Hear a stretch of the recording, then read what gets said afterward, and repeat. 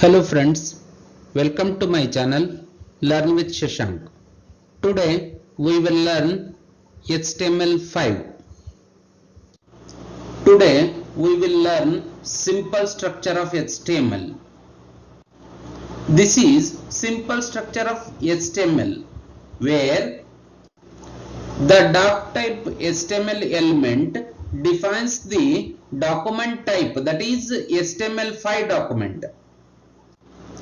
The HTML element is the root element of HTML page, where it is the first element of the HTML structure.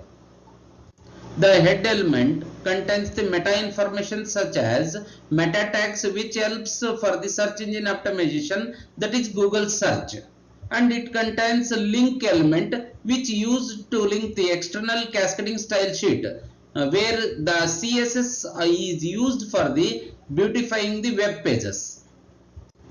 The title elements also comes under head section, where it defines the title of the web page. The body element used to define the structure of the body of the web page. In next session, we will see the practical section of this video. Friends, thanks for watching my video. Please like, share and subscribe my channel.